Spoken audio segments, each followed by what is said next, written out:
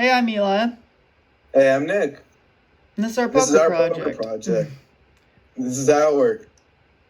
So up top, we have all of our imports for every necessary thing that we used within the program. Our class is called main, and here are all the variables we use to keep track of every moving piece or just anything relating to the player and what they need to use. We have the full deck, which is just going to hold a regular deck of cards. And We by have the way, use deck. assume this is main. I changed something earlier, so this is correct on the other thing. Okay, continue. All right.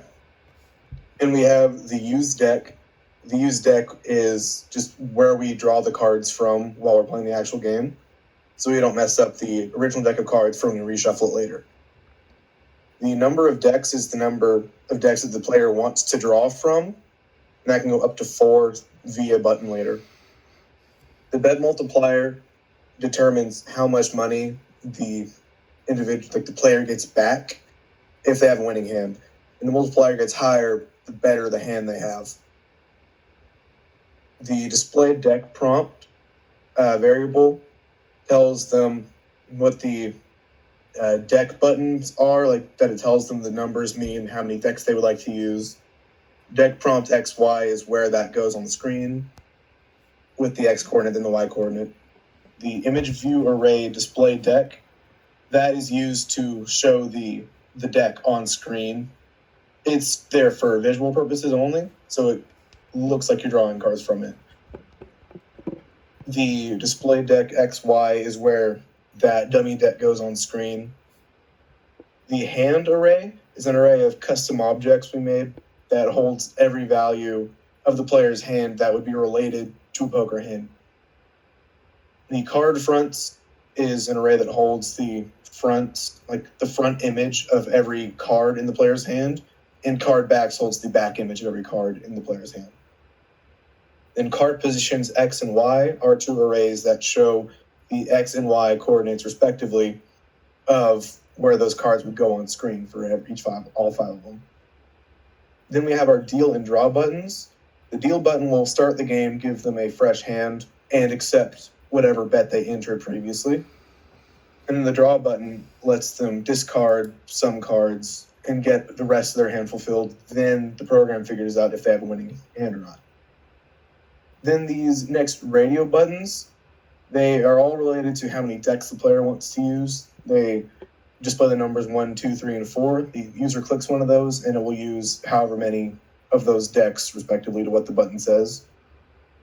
And then the RB pause X and RB pause Y arrays are just the X and Y coordinates of where those buttons would go on screen. The deck buttons is a toggle group that prevents you from hitting more than one of those number of deck buttons at a time. Funds is how much money the player starts with. They will start with $200. And bet is how much the player would like to bet. Label pause X and middle pause Y are showing where the following labels will go. How much they have and how much they would like to bet, that is. The context display funds and context display bet is basically the format that we want our display funds and display bet variables to display in. So display funds and display bet will show how much money they have and how much they've chosen to bet. And now we're on to the avatar stuff. Now this avatar button we make it invisible, but it's like over the avatar picture. So whenever they click it, it will then trigger for the next avatar to show up, which these avatars are held in this avatar array. And it'll just start off with avatar 0 with this variable, and it keeps adding to this variable to help loop through.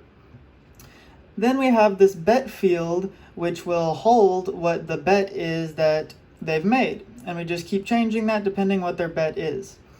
And then we have this bet instruction that just kind of tells the user what this box means. Then we have bet hold and bet box hold. This is pretty much just like kind of backdrops so we can kind of put them in there. And then we have our bet 1, which is for one of the extra things to do to automatically put bet into the text box, and they can press enter to bet 1. And same thing for bet max, and we'll talk about it a little bit more later. And then these help get the x coordinates of the 3 bet amounts, and then this helps get the y coordinates for the bet amounts. And then, would you like to continue, Nick? I would love to.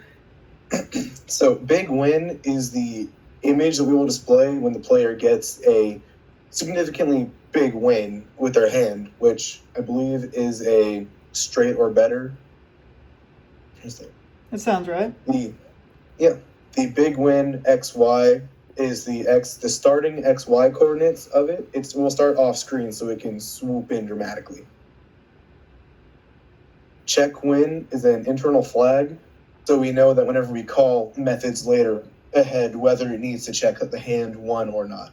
We use the same adding cards method for the deal and draw buttons, so that variable basically tells the adding method, oh, they've hit draw instead of deal, so we need to see if they have a winning hand. Cover draw is another internal flag, and it will basically tell the program which buttons it needs to cover, because we want the player to press deal first and then draw. So if cover draw is true, it will show the deal and betting options and cover draw. Then whenever cover draw is false, it will show the draw button and it will not show the deal or betting options.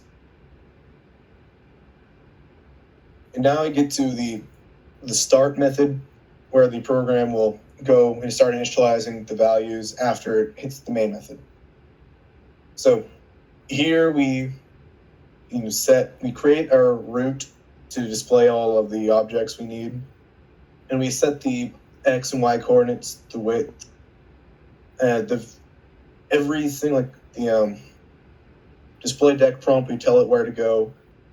For the dummy deck, we tell that where to go using our defined variables and arrays, and we set its image to the back of a card. We call our set buttons and set avatar method, which we will go to there in a second as we get there. And we initialize what big win does. We set its image and we set its location. And then keep going. We do the same thing to initialize the values of the decks, and we run cover stuff to cover what needs to be covered at first. Then we create our scene, and then we show it. And as we keep going, just top down, we get to our set avatar method. I'll take it from here, Nick. And in our set avatar method, this first part loops through each image file that we have in our image folder and sets them to the specific 150 by 150 dimensions. And then I make a stack pane in which I will add all of these avatars images that we just got. But we add them one at a time. So we start with 0, and later on it'll keep shifting through them. And we have the stack pane so that I can keep changing the pane without having to add it back onto it to end up covering up the invisible button over it. And then we have avatar button, which is the button that is going to be in the same location, the same dimensions, but this makes it invisible so that the user doesn't see it, but they can still click on the avatar and scroll through which avatars they want. And then these next 3 lines put the button at the top of the avatar image, so it puts it right on top of it. And then this deals with that button action, so if they click it, it adds 1 to avatar. If it equals 6, it sets it back equal to 0. That allows it to continuously loop through, so once you reach the end, you can still go back to the beginning of all the avatars. And then this will clear the old avatar and add the new one. Then this is the main method. We just kind of have it in the middle, and this will launch the args from above to get everything started. And then the set buttons, if you would like to take it from here, Nick. Yes, sir, we can do. So this is where we handle the function of basically every button in the program, and we just tell it what each button is supposed to do right here. So here, the draw button, whenever you click draw, it will call its method. We decided to put these functions in methods because it was a bit more involved than any other button, and we thought it'd be a little cleaner and easier to handle. So we'll call the press draw method and the cover stuff method. because, like I said, cover stuff will cover what needs to be covered. So after you press draw, it needs to cover itself and reveal